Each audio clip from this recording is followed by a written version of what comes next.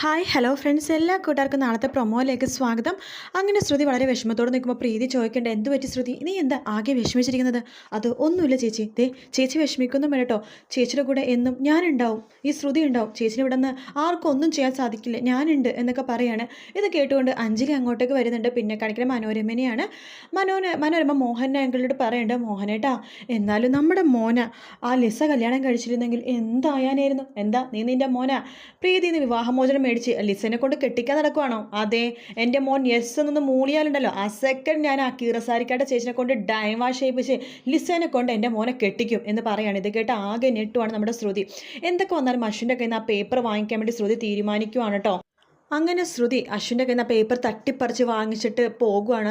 അശ്വിൻ പറയുന്നുണ്ട്, ശ്രുതി നീ മര്യാദയ്ക്ക് ആ പേപ്പർ താ, അല്ലെങ്കിൽ നിങ്ങൾ എന്ത് ചെയ്യും? ഞാനേ ഈ പേപ്പറേ മുകളിലേക്ക് പോവാ, നിങ്ങൾ മര്യാദയ്ക്ക് ഈ പേപ്പർ കളഞ്ഞില്ല എന്നാണെങ്കിൽ ആ മുകളിൽ നിന്ന് എടുത്ത് ചാടി ചാവും എന്നൊക്കെ പറയുകയാണ്. അത് കേട്ട് അശ്വിനാകെ ഞെട്ടുന്ന ഒരു പ്രൊമോ ആട്ടോ കാണിച്ചത്.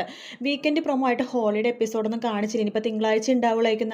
നാളെയോ മറ്റന്നാളോ വീക്കെൻഡ് പ്രൊമോ കാണിക്കുമ്പോൾ തിങ്കളാഴ്ചത്തെ എപ്പിസോഡിൻ്റെ ഇത് കാണിക്കുമായിരിക്കും. മറ്റൊരു വീട്ടിൽ കാണാം.